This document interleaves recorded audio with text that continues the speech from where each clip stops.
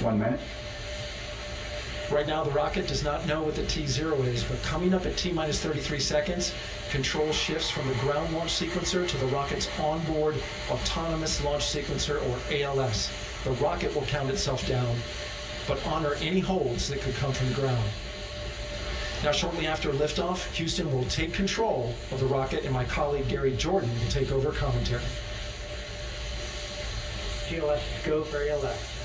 Great call out. The rocket is on its own. 4 brave explorers ready to ride the most powerful rocket NASA has ever launched. Sound suppression water is flowing. 15.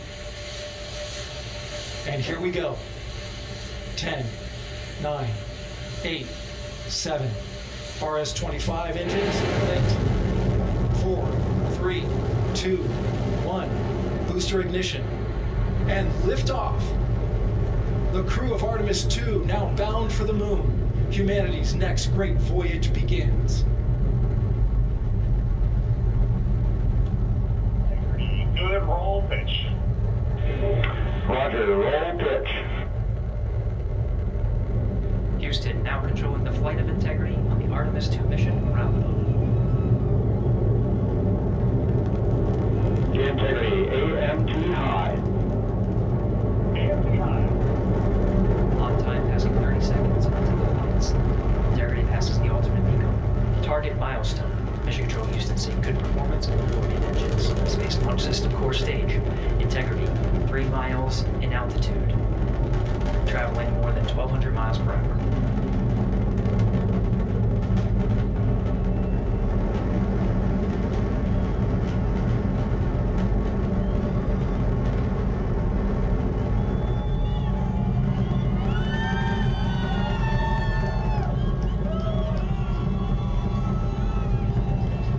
Mission elapsed time, passing 1 minute, approaching max gear. On, possibly on. Stan, we have you loud and clear on possibly on. Have you the same? Communication signal transfer confirmed as Integrity and its crew go supersonic. Approaching 90 seconds into the Artemis II mission. Integrity is 14 miles in altitude, 8 miles downrange, traveling more than 2,600 miles per hour.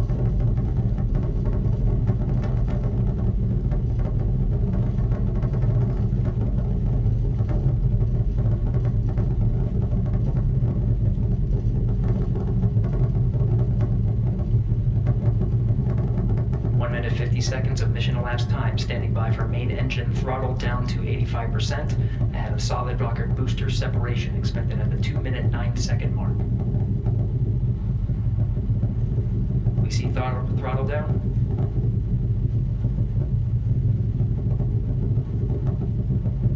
Confirmed separation. Main engine's throttling up, guidance converged.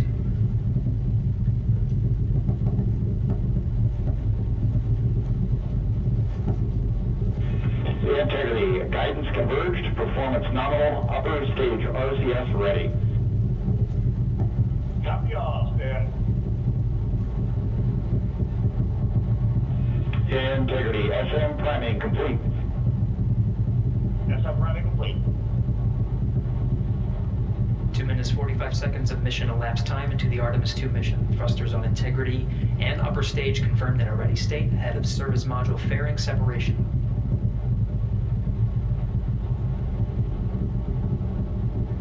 3 minutes into the flight, Integrity 49 miles in altitude, 78 miles downrange, now passing 5,000 miles per hour.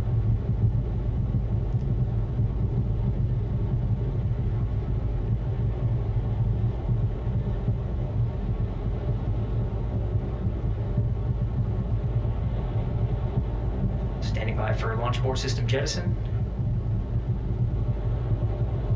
Houston Integrity, good last jettison, great view. Copy jettison, Kimiko 8+02. We see you sail on board, Stan. And Houston has you loud and clear on Tigris at the common line. Outstanding, Stan, we have you the same. 3 minutes 50 seconds into the flight of Artemis II, Wiseman, Glover, Koch, and Hansen cross the boundary to space with good comm checks. GPS signals acquired after last jettison now working on internal checks to verify accuracy. Flight Dynamics Officer analyzed the time of main engine cutoff, confirmed at 8 minutes 2 seconds, time of MECO.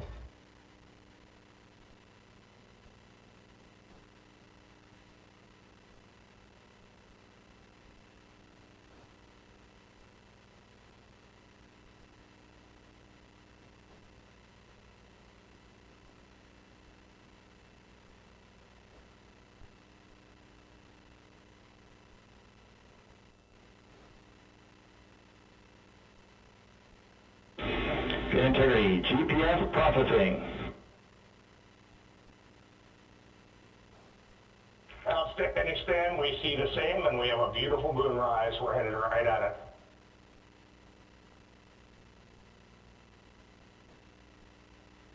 Approaching 5 minutes into the flight, Commander Reid Wiseman confirms he has visuals of his destination. GPS guidance, navigation, and control software finishes internal checks and sends to navigation channels.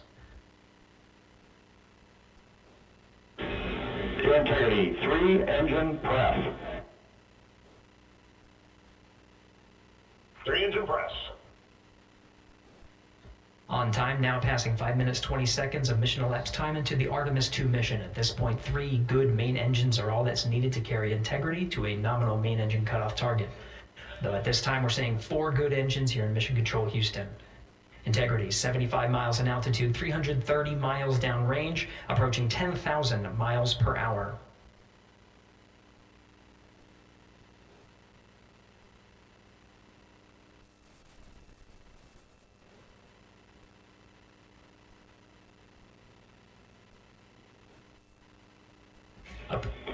Integrity, looking good at 6 minutes. Same on board, Stan.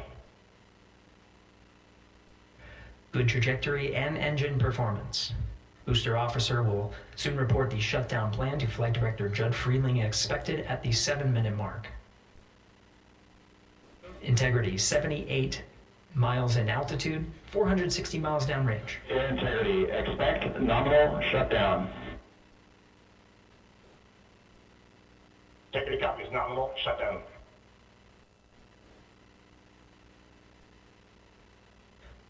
Six minutes 40 seconds of mission elapsed time. Shutdown plan is as expected. Again, the time of MECO was confirmed at 8 minutes 2 seconds into the flight.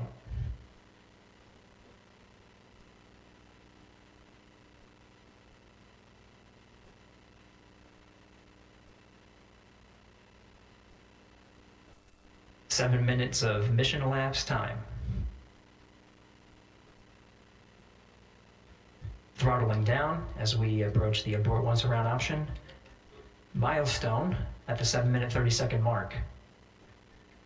Now 84 miles in altitude, 650 miles downrange, traveling more than 15,000 miles per hour.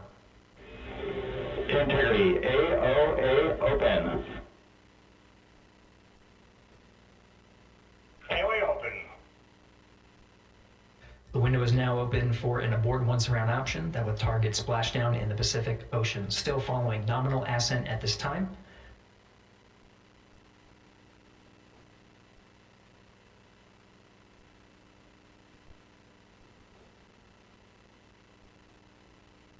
About 10 seconds remaining until the main engine cutoff of the Space Launch System core stage. Standing by for confirmation of MECO and core stage separation.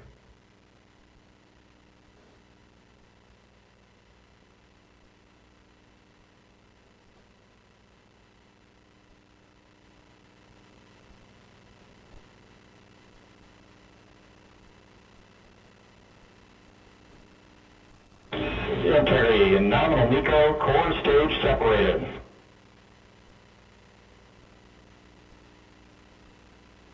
We see the same on board, Stan.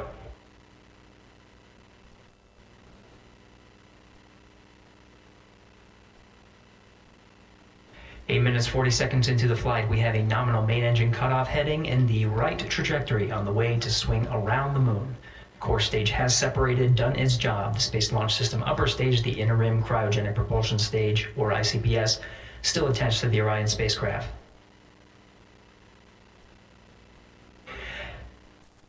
Nine minutes of mission elapsed time. Integrity crew of Reid Wiseman, Victor Glover, Christina Koch, and Jeremy Hansen now in orbit around the Earth at the beginning of their journey to the Moon.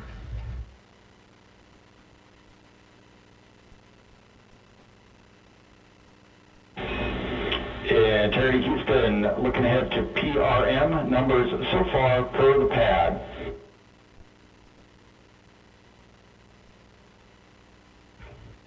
Copy that, standard numbers for the pad.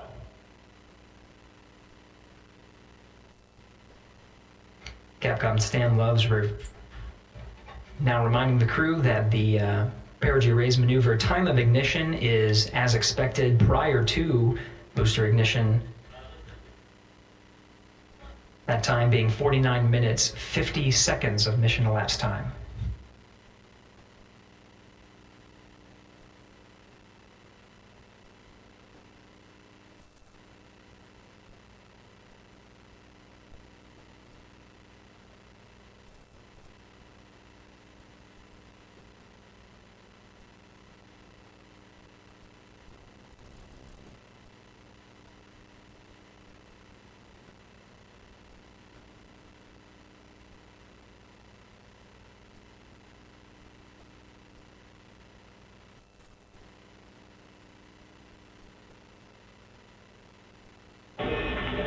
Integrity, good. Neds deploy.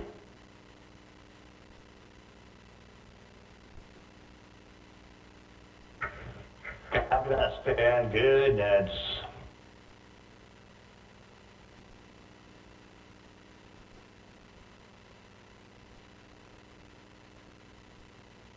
And Integrity Houston for PWD SEP, just a reminder, halfway open on the secondary. We got that, Stan. Halfway open.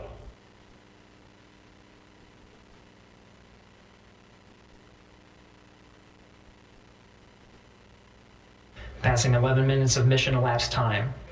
Here, overhearing the conversation between Capcom Stan Love and Commander Reid Wiseman, already passing some milestones. We have a good nozzle extension deployment system.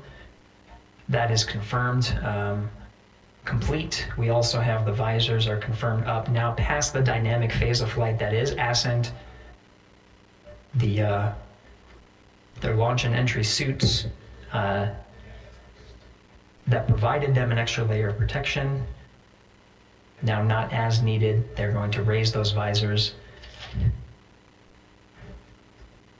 And later in today's mission, they will begin to egress or get out of the suits to begin some of their initial tasks of activating some of the systems aboard in the Integrity spacecraft.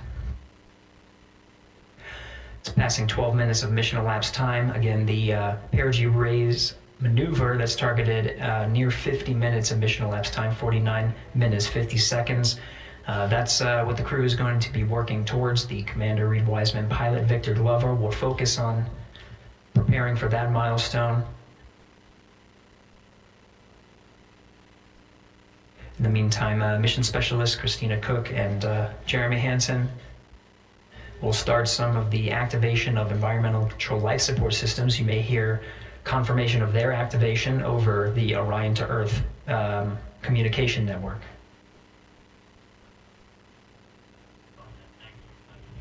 Houston, C3 aux power back in auto.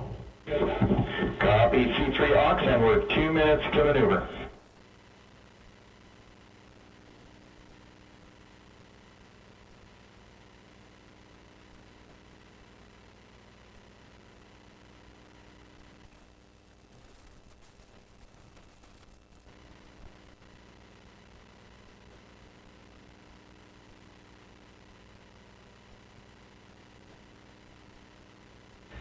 "13 minutes and 30 seconds of mission elapsed time. We're going to continue to follow the crew of the Artemis II mission. They are beginning their journey around the moon to verify the systems that will take us to its surface. An incredible ascent. Artemis II is underway. Reid Wiseman, Victor Glover, Christina, Koch, and Jeremy Hansen begin their journey to the moon. Still milestones to come up as we await solar array deploy and the critical burns that will get integrity into high Earth orbit around the Earth before engines are fired to get us around the moon. We'll keep tabs on integrity and its crew from here in Mission Control Houston. But for now, we're going to send it back to you, Megan and Nicole at the Kennedy Space Center. Very jealous to hear how the launch experience was over on the Space Coast. Yeah, Gary, if people are just joining us, welcome back to the Space Coast, where we just saw Artemis II lift off 14 minutes ago. And wow, what an amazing launch, and an emotional one too. As soon as the rocket lifted off, Nicole, you had tears in your eyes, I had tears in my eyes, and we had all these people around us cheering. It was amazing. Yeah, the energy was wonderful. I mean, it was a beautiful launch. We've got 4 friends and family members headed to the moon. It's pretty amazing. Yeah, how does that make you feel as someone who, is an astronaut as well, but also, as you said, friends? Yeah, so proud of them. Man, we don't have the words in the English language to describe this kind of an event, and pride, love, so many emotions. They are truly breaking some barriers, and hopefully, as Gary just said, they've got a long day ahead of them, so wishing them well on everything, but so far, what a beautiful launch to watch. Yeah, to be returning to the lunar orbit in more than 50 years. Maybe they go farther from Earth than any other humans before them. Maybe they see parts of the moon that we've never seen before. I mean, what a great start to what could be all of these milestones that we break in just a 10-day mission. Yes, what a way to welcome in the Artemis generation.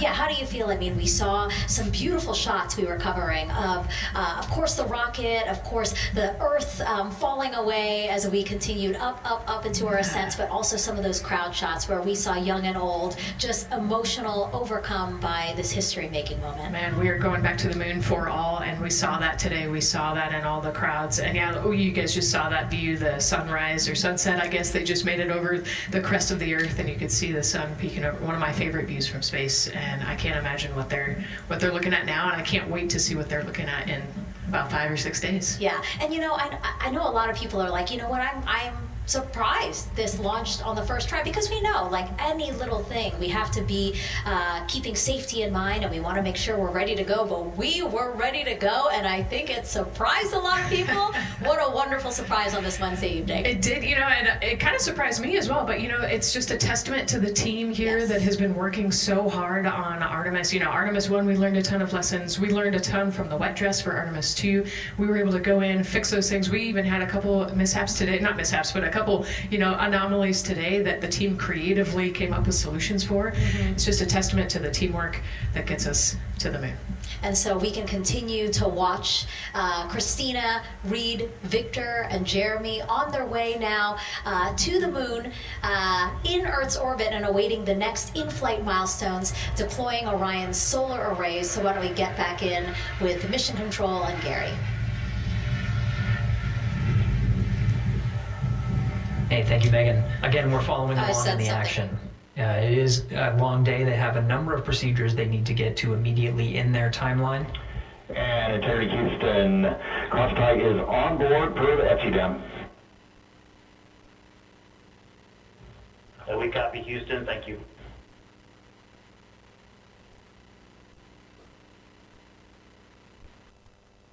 Crosstie referring to flight controllers here initiating a connection between some of the batteries aboard the Orion spacecraft, allowing for an even distribution of power. This is the flight control teams that took us through Ascent of the Artemis II mission today. Right now we're, as you see, passing 18 minutes of mission elapsed time. The Orion spacecraft integrity and the interim cryogenic propulsion system are maneuvering tail to sun. It is in this orientation, this attitude. Integrity, any words on that momentary prop caution?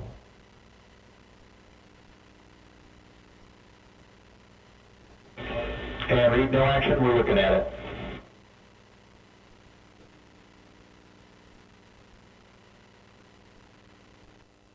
Commander Reid Wiseman verifying what is being routed to his displays of board integrity. Propulsion engineer confirming that no action is needed at this time. They're pressing through with their nominal procedures to prepare for the perigee raise maneuver, and of course the solar array wing deploy ahead of that.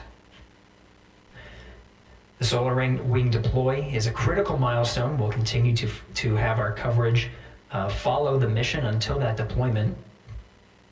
Successful launch is just the beginning. The deployment of the solar arrays and successful confirmation that those solar array wings are drawing power is a significant milestone, and says to the flight control teams that we will continue on today's mission. Power needs to be drawn to continue through some of the next milestones.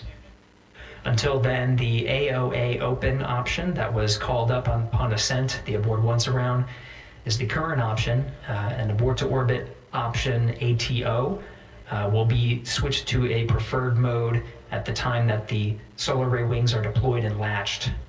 It gives the flight control teams a little bit more flexibility. Integrity Houston, update on Tedra's handover for your pad.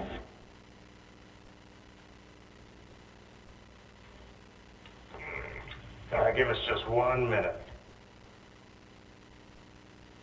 And Stan, you can read it. Ike is ready to copy. Roger. Tedra's handover east to west expected 1 second earlier at 5:1 minutes 26 seconds.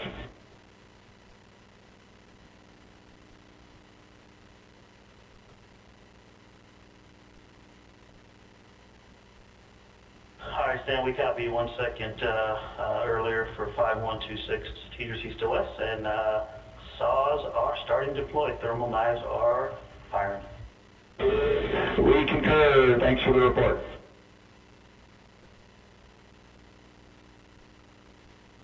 Read back of the reports that you just heard on the Orion to Earth network.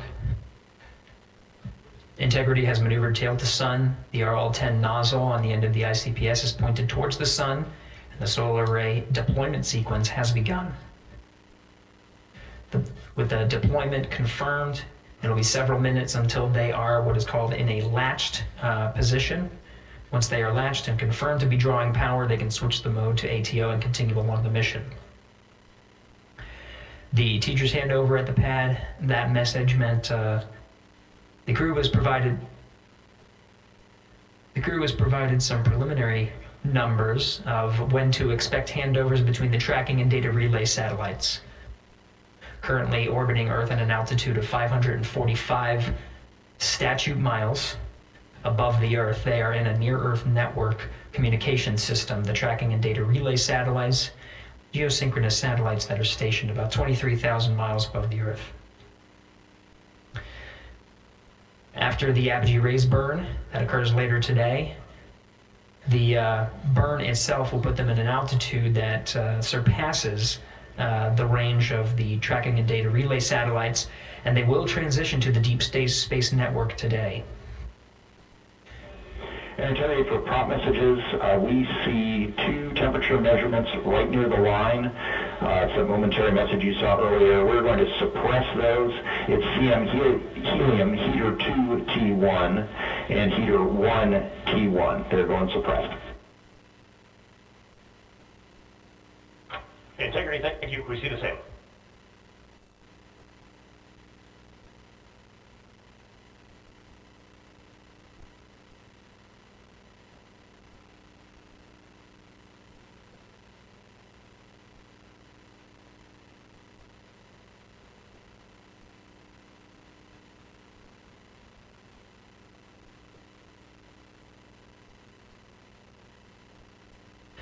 This is Mission Control Houston, passing 23 minutes of mission elapsed time into the Artemis II mission.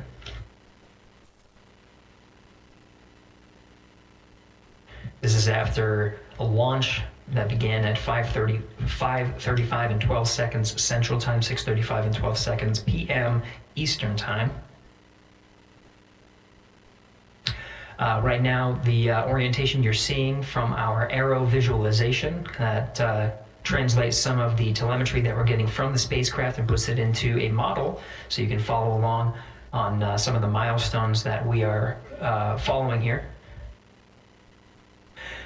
The RL-10 nozzle that you see at the left end of your screen, though it is currently not firing, that nozzle is pointed towards the sun, and the solar arrays are currently deploying. From this visualization, they look fully stowed in a position. Integrity, we are happy to report that Jeremy has the O2 sensors on. Copy O2 sensors. Again, Commander Reid Wiseman and pilot Victor Glover overseeing the deployment of the solar arrays. And we'll follow the attitude maneuver changes ahead of the first burn of the ICPS engine, the perigee raise maneuver. Integrity Houston, we see 4 saws deployed and latched, ready for ATO preferred. Yeah, we're almost there in the procedure stand, and we see the same thing. Integrity Houston, we are seeing a 7-second miscompare between the MET on Orion and ICPS. We'd like you to read us the MET from your center status bar and for the ICPS on stack sum.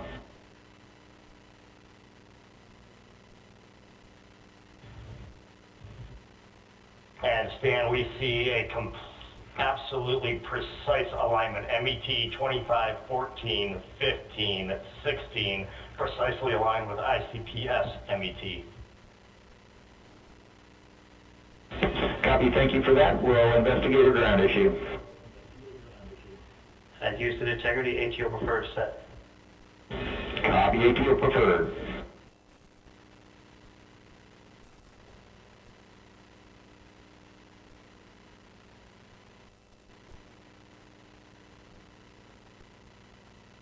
This is Mission Control Houston, 25 minutes, 45 seconds into the flight of Artemis II. We have confirmation that all 4 solar array wings are deployed and latched. This is the configuration needed to switch to ATO preferred, which you did hear confirmed from pilot Victor Glover. That mode has been switched. There's also a discussion with Capcom Stan Love and Commander Reid Wiseman about the alignment of the MET clocks on the Orion spacecraft and the ICPS. Commander Reid Wiseman confirmed the clocks are in sync, no issues, they're going to investigate it on the ground. We're proceeding with today's mission. 26 minutes of mission elapsed time and counting.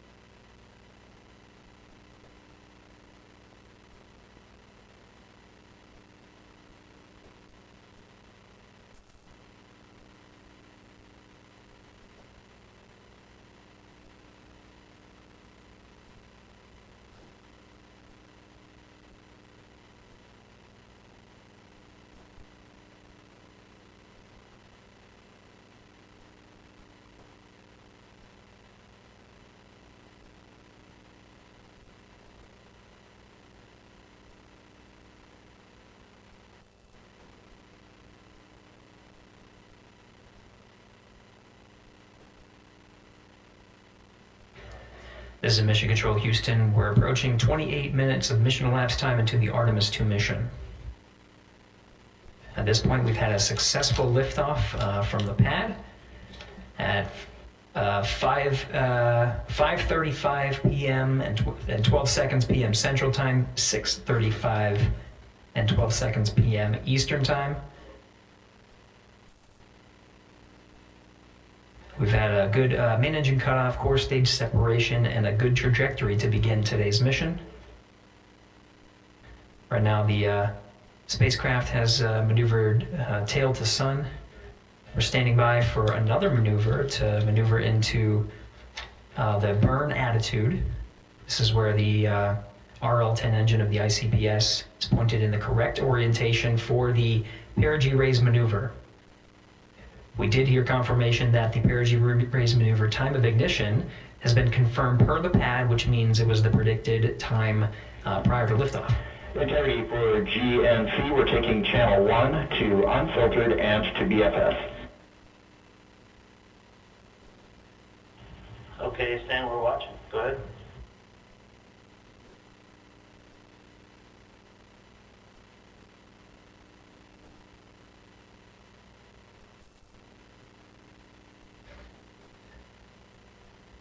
Capcom Stan Love reading up to the crew of Integrity. They will switch the navigation source from channel 1, standing by for confirmation that that switch has occurred. Pilot Victor Glover will receive confirmation when, and is at least watching to confirm that that switch has occurred. Again, the perigee raise maneuver that we're heading towards, not too long from now, we're actually inside 20 minutes at this time from the time of ignition of the perigee raise maneuver. We did have a successful deployment and latched of all 4 solar array wings. This is the configuration needed to commit to the perigee raise maneuver. Of course, flight controllers here in Mission Control Houston will continue to evaluate that everything is good before committing to that burn. The perigee raise maneuver does raise the perigee, the lowest point in the orbit, from 15 to 100 nautical miles. The 100 nautical mile mark is needed to continue in low Earth orbit and hit the target for the apogee raise burn. That will put them in a high Earth orbit for the remainder of the day and set them up for the right position to execute the translunar injection and head to the moon tomorrow. The burn duration of the perigee raise maneuver is 26 seconds. It's a relatively short burn, but it does raise the perigee and do the job to get into the correct position before firing that main engine on the ICPS. The pad had a TDRS handover. This is the tracking and data relay satellites. East to west, they are geosynchronous satellites that are positioned around the globe. And as Orion makes its way around the Earth right now, above the west coast of Africa, at an altitude of about 923 statute miles, and counting.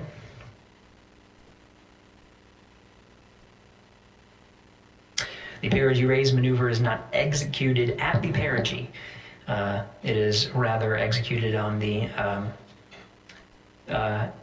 actually closer to the apogee. But what it does is it raises the perigee on the other end of the orbit to 100 nautical miles.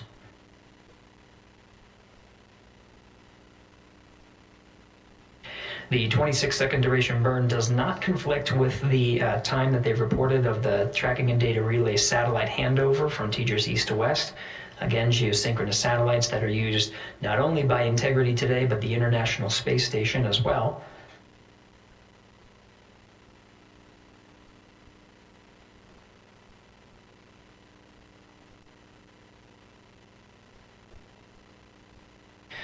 That time of handover is 51 minutes, 26 seconds. Plenty of margin before the perigee raise maneuver cutoff happens and the trajectory is analyzed to see whether it was a good burn. A good burn means that the burn was performed as expected and sets the trajectory on course for that 100 nautical mile perigee target mark.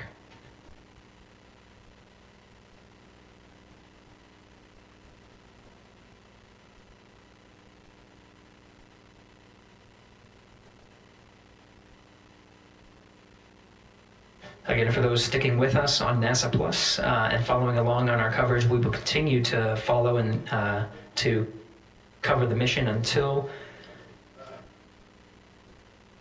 actually we'll continue to cover the mission 24/7.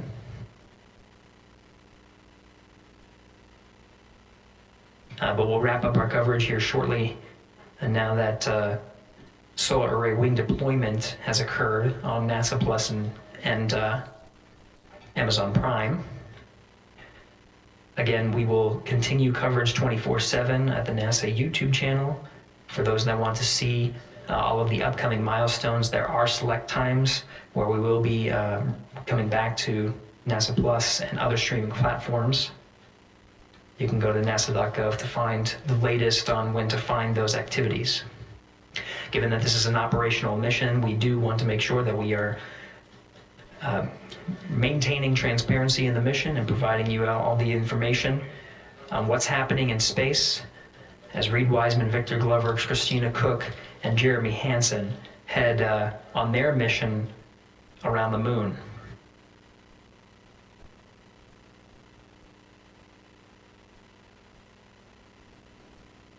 Inside integrity at this time. Again, the solar array wings have deployed. The integrity is maneuvering to its burn attitude ahead of the execution of the perigee raise maneuver. Overseeing these steps is primarily done by Commander Reid Wiseman and pilot Victor Glover. Mission specialist Christina Koch and Jeremy Hansen focusing on some of the system activation inside of Orion, namely the environmental and control and life support systems. The activation and checkout of some of these critical systems are very important to continuing on the mission, making sure that those systems are in a good condition and in a reliable condition to provide the necessary environmental and control needs of the crew with humans on board through the duration of the mission that extends 10 flight days.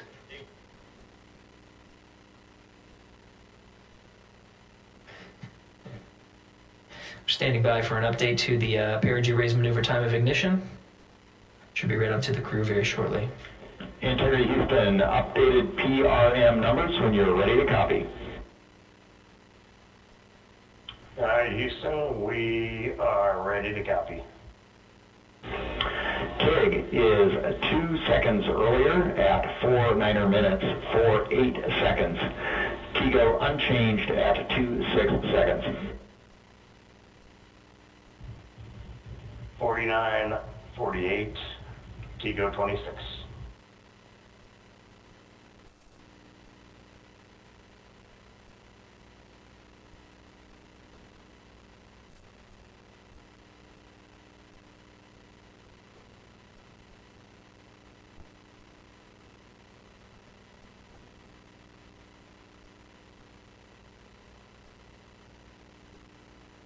This is Mission Control Houston. With that update, we are approaching a little more than 13 minutes from the time of ignition of the perigee raise maneuver. That time updated to be 2 seconds earlier was 49 minutes, 50 seconds of mission elapsed time.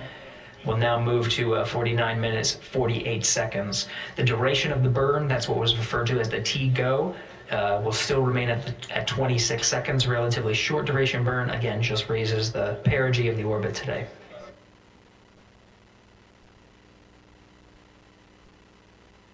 Making sure they hit the mark on that time of ignition is the primary concern of Commander Reid Wiseman and pilot Victor Glover. Mission specialist Christina Koch and Jeremy Hansen inside activating those environmental control and life support systems.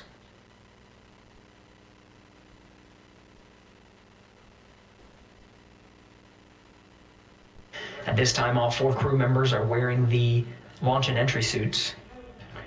Integrity Houston, for Optimus on the PCD, we have time update instructions when you're ready.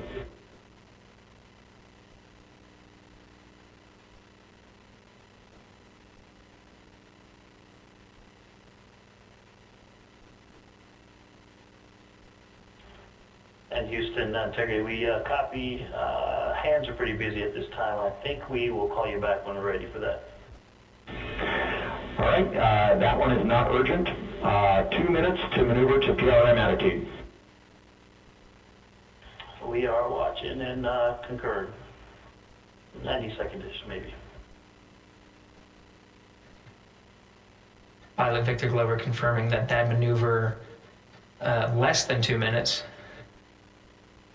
Again, the point of that maneuver is to point the main engine of the ICPS, the RL-10 engine, in the proper orientation to execute that 26-second burn. It needs to point in the correct position to achieve the goal of raising the perigee to 100 nautical miles.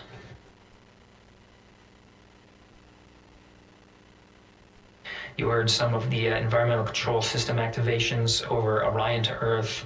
Jeremy Hansen activated the O2 sensors. They'll be measuring the cabin of Orion.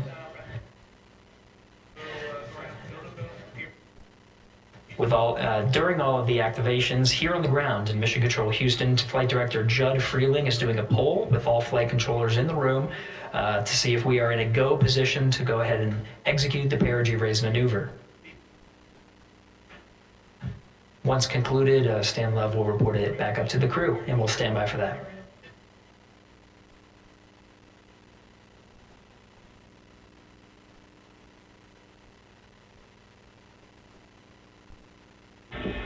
Integrity Houston, MCC polls go for PRM, pending attitude and SAWS.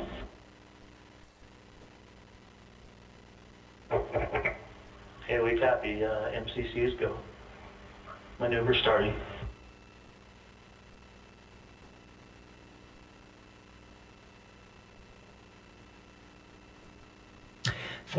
Minutes of mission elapsed time. The maneuver to the burn attitude has begun. The maneuver also is paired with reorientation of the solar array wings that have been deployed. They will have various positions throughout the duration of the flight. Of course, solar array is meant to maximize the draw of power from the sun. So when deployed, we're in a biased solar array wing configuration that was called solar normal. This allows for the greatest surface area of the solar array wings to be drawing power and powering up those batteries of integrity, of which a cross-tide was enabled between the four batteries, the four battery buses that are inside of Orion. However, for the perigee raise maneuver, the solar array wings will be put into a position to take on the loads imparted by the ICPS main engine when they execute the 26-second burn. You can see in the animation here, the solar array wings are in motion, and the attitude is being reconfigured to point the engine in the correct direction, those solar array wings being pointed forward.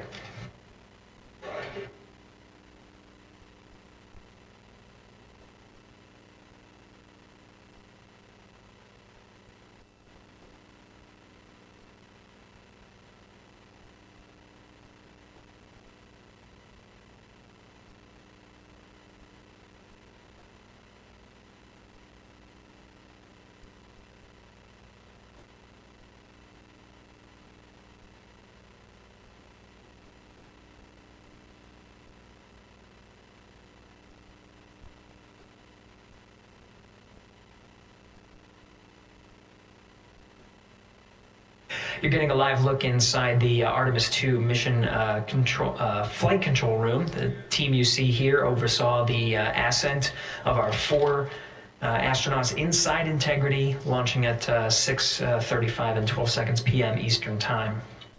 Now again, this room will be occupied 24 hours a day, 7 days a week, with flight controllers shifting on 3 shifts to oversee 24/7 operations of Artemis II while in flight. We will cover that live on the NASA YouTube channel,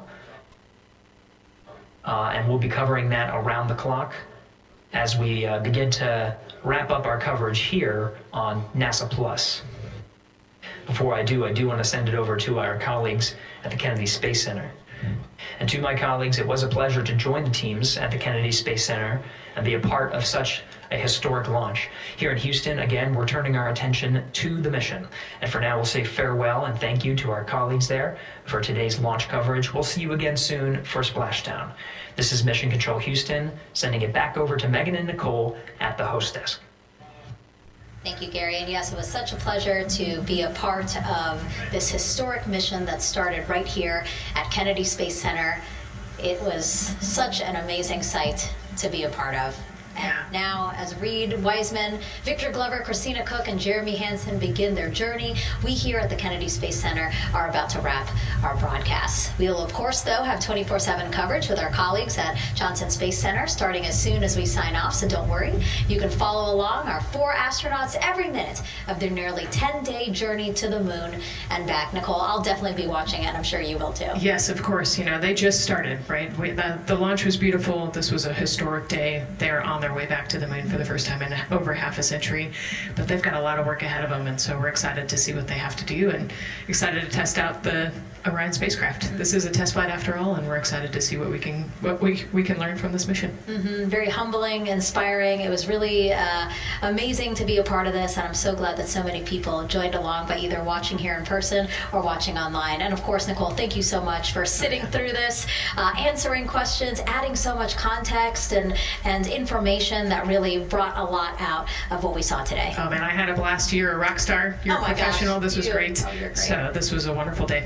Well, again, thank you so much, and thank you to you for watching at home. You know, tonight we didn't just launch a rocket, we launched the next chapter of human exploration. Our Artemis II crew now on their way back to the moon, and we're taking you with us. So thank you again for watching, and go Artemis II.